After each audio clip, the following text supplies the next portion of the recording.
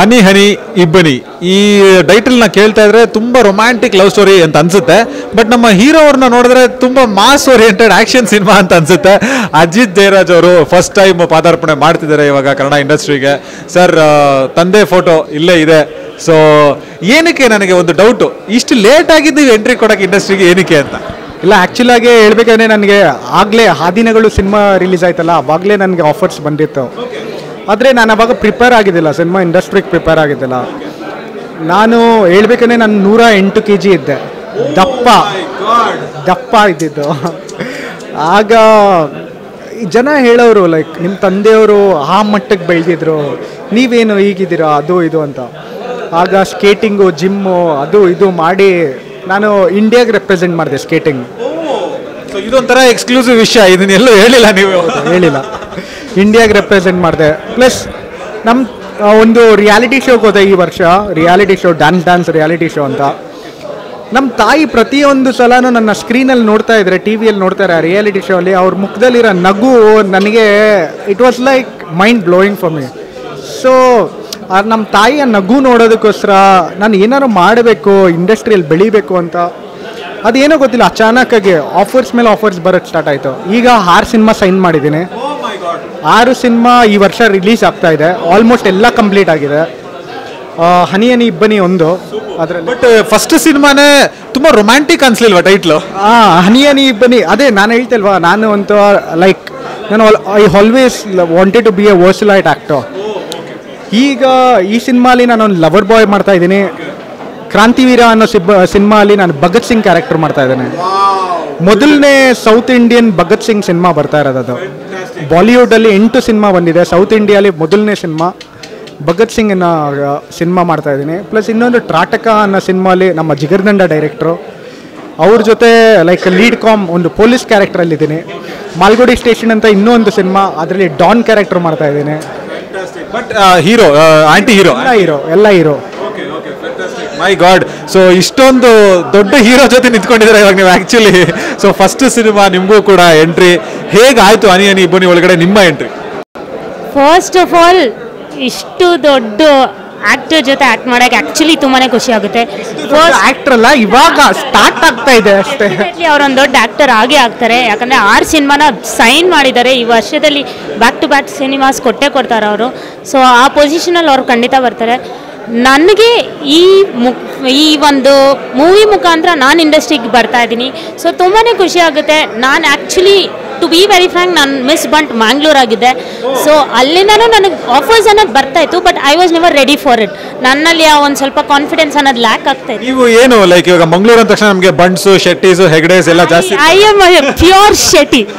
So I am proud to be a Shetty in fact. So ಅದೇ Miss Bunt Mangalore ಆಗಿ crown ಮಾಡಿದ್ರು ನನಗೆ, ರಕ್ಷಿತ್ ಶೆಟ್ಟಿ ಅವ್ರು ಕ್ರೌನ್ ಮಾಡಿದ್ರು. ಹಾಗೆ ಬರ್ತಾ ಅಲ್ಲಿಂದ ನನ್ನ ಟೈಮ್ ನಿಜವಾಗ್ಲೂ ಚೇಂಜ್ ಆಯಿತು. ಸೊ ಅದು ಬಂದಿದ್ದ ತಕ್ಷಣ ಒಂದು 3 ತಿಂಗಳಲ್ಲಿ ಆಫರ್ಸ್ ಬಂತು. ಸೊ ನಾನು ರೆಡಿ ಇರಲಿಲ್ಲ, ಸ್ವಲ್ಪ ನನ್ನ ಬಗ್ಗೆ ನನ್ನ ಕಾನ್ಫಿಡೆನ್ಸ್ ಹುಟ್ಟಬೇಕಾಗಿತ್ತು. ಸೊ ಅದಾಗಿದ್ದು ಒಂದು 6 ತಿಂಗಳಿಗೆ ಡಾನ್ಸ್ ಅನ್ನೋ ರಿಯಾಲಿಟಿ ಶೋ ಮಾಡಿದೆ. ಸೊ ಟಾಪ್ 5 ಕಂಟೆಸ್ಟೆಂಟ್ ಆಗಿ ನಾನು ತುಂಬ ಜನಕ್ಕೆ ಪ್ರೂವ್ ಮಾಡಿದೆ. ನಾನು ಬೇಸಿಕಲಿ ನಾನು ಡಾನ್ಸರಾಗಿ ಹೇಳ್ಕೊಳ್ಳೋಕ್ಕೆ ನನಗೆ ತುಂಬಾ ಪ್ರೌಡ್ ಆಗುತ್ತೆ, ಯಾಕಂದರೆ ಆ ಒಂದು ಕಲೆ ಎಲ್ಲರಿಗೂ ಬರೋಲ್ಲ. ಸೊ ಅದನ್ನ ಇರೋದ್ರಲ್ಲಿ ನನಗೆ ತುಂಬಾ ಹೆಮ್ಮೆ ಆಗುತ್ತೆ. ನಾನೊಂದು ಪ್ರೌಡ್ ಡಾನ್ಸರ್ ಅಂತ ಇವತ್ತು ನಿಜವಾಗ್ಲೂ ಹೇಳ್ಬೋದು. ಅದರ ನೆಕ್ಸ್ಟ್ ಆಗಿ ಇದು 3ನೇ ವರ್ಷದಲ್ಲಿ ನಾನೀಗ ಪ್ರತಿ ವರ್ಷವೂ ನಾನು ಒಂದೊಂದು ಏನಾದರೂ ಸಾಧನೆ ಮಾಡ್ತಾಯಿದ್ದೀನಿ. ಸೊ ಈ ವರ್ಷ ನಾನು ಇಂಡಸ್ಟ್ರಿಗೆ ಎಂಟರ್ ಆಗ್ತಾ ಇದ್ದೀನಿ. ಸೊ ನನಗೆ ನಂಬಿಕೆ ಇದೆ, ನನ್ನ ಮೇಲೆ ನನಗೆ ಈಗ ನಿಜವಾಗ್ಲೂ ಕಾನ್ಫಿಡೆನ್ಸ್ ಇದೆ. ನಾನೊಂದು ತುಂಬ ದೊಡ್ಡ ಮಟ್ಟಕ್ಕೆ ಬೆಳಿತೀನಿ, ಅತಿ ಶೀಘ್ರದಲ್ಲಿ ಬೆಳಿತೀನಿ ಅಂತ. So sweet. ಸೊ ಇಷ್ಟೊಂದು ಕಾನ್ಫಿಡೆನ್ಸ್ ಇದೆ ಸರ್. ಒಂದು ಹನಿ ಇಲ್ಲಿದೆ, ಇನ್ನೊಬ್ಬ ಹನಿ ಕೂಡ ಇದೆ ಅಂತ ಕೇಳ್ಪಟ್ಟೆ. ಹೌದು, ಅವರು ಟೈಮ್ ಆಯಿತು ಅಂತ ಇನ್ನೊಂದು ಪ್ರೆಸ್ ಮೀಟು ಹೇಳಿದಾಗ ಆ ಸಿನಿಮಾಲು ನಾನು ದೀಪ್ತಿ ಕಪ್ಸ್ ಸ್ಕ್ರೀನ್ ಶೇರ್ ಮಾಡ್ತಾ ಇದ್ದೀವಿ. ಇಬ್ಬರು ಅದು ಅವರು ಹಾಯ್ ಇಂಟರ್ವ್ಯೂ ಹೋಗಿದ್ದಾರೆ.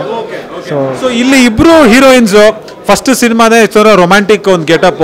ಸರ್, ರೊಮ್ಯಾನ್ಸನ್ನ ಅಳವಡಿಸ್ಕೊಳ್ಳೋದು ಸರ್, ಯಾಕಂದ್ರೆ ನಮ್ಮ ಹುಡುಗರಿಗೆ ಅದು ಸ್ವಲ್ಪ ಆಟೋಮೆಟಿಕ್ ಆಗಿ ಬರಲ್ಲ. Good question. ಆಟೋಮೆಟಿಕ್ ಆಗಿ ಬರಲ್ಲ, ಹೆಂಗ್ ಸರ್?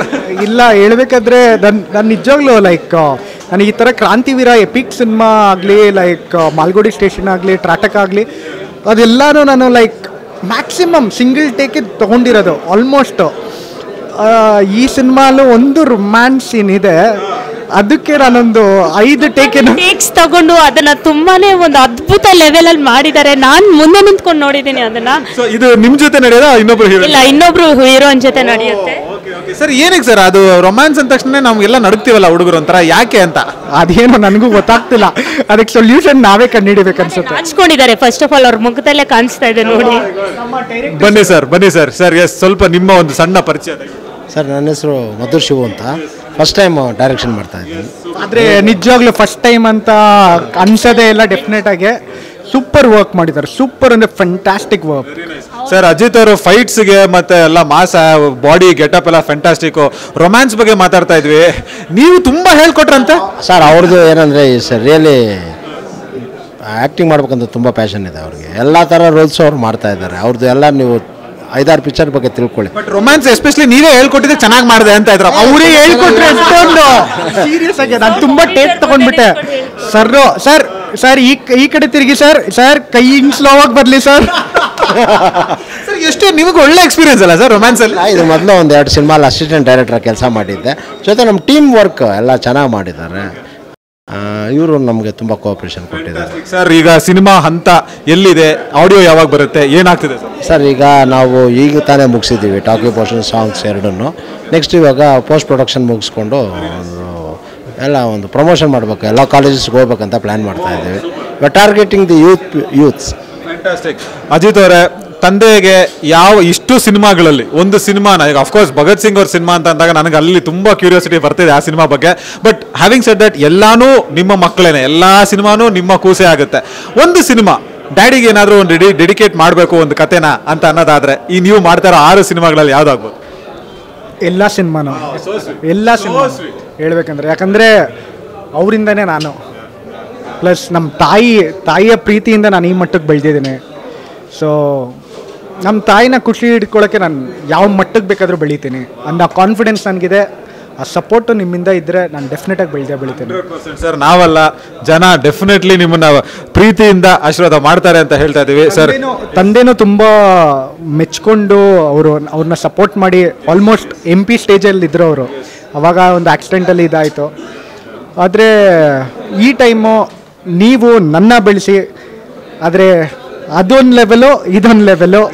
ಅಲ್ಲಿಗೆ ಸಪೋರ್ಟ್ ಮಾಡಿಲ್ಲ ಅಂದರೆ ನನಗೆ ಇಲ್ಲಿಗೆ ಸಪೋರ್ಟ್ ಮಾಡಿ ಡೆಫಿನೆಟಾಗಿ ನಾನು ರೀಚ್ ಆಗ್ತೀನಿ, ನಿಮ್ಮ ಮನೆ ಮಗ ಆಗ್ತೀನಿ. ಸೊ ದಯವಿಟ್ಟು ಸಪೋರ್ಟ್ ಮಾಡಿ ಅಂತ ಕೇಳ್ಕೊಳ್ತಾ ಇದ್ದೀನಿ. Thank you so much. So corner seat ಅವರು ಬಂದು ನಮ್ಮದು ಹನಿ ಇಬ್ಬನಿ ಮೂವಿನ ಕವರ್ ಮಾಡಿದ್ದಾರೆ. ಸೂಪರಾಗಿ ಕವರ್ ಮಾಡಿದ್ರು. ಅವರು ಹೇಳ್ಬೇಕಂದ್ರೆ ಮಾಮೂಲಿಯಾಗಿ ಕ್ವೆಶನ್ಸ್ ಕೇಳಿಲ್ಲ, ತುಂಬ ಕಾಲು ಎಳಿತಾರೆ ಏನು ಹೇಳ್ತೀವೋ ಅಂತ ಹೇಳ್ಬಿಟ್ಟು. ಜಾಸ್ತಿ ಆದರೆ ತುಂಬ ರೊಮ್ಯಾನ್ಸ್ ಬಗ್ಗೆ ನಾವು ಮಾತಾಡ್ತಾ ಇದ್ರು, ಏನಂತ ಕೇಳಬೇಕು. ಆದರೆ ತುಂಬ ಚೆನ್ನಾಗಿತ್ತು ಇಂಟರ್ವ್ಯೂ. ಸೊ ಪ್ಲೀಸ್ ಕಾರ್ನರ್ ಸೀಟಿಗೆ ಸಪೋರ್ಟ್ ಮಾಡಿ, ಕಾರ್ನರ್ ಸೀಟ್ನ ನೋಡಿ. ತುಂಬ ತುಂಬ ತುಂಬ ಅದ್ಭುತವಾಗಿ ಇಂಟರ್ವ್ಯೂ ಮಾಡ್ತಾ ಇದ್ದಾರೆ. ನಮಗಂತೂ seriously it was beautiful entertaining. ಹೇಳ್ಬೇಕಂದ್ರೆ ಇದೊಂದು ಇಂಟರ್ವ್ಯೂ ಥರ ಇದ್ದಿಲ್ಲ, it was a beautiful entertaining for us. Thank you so much for corner seat. Super sir.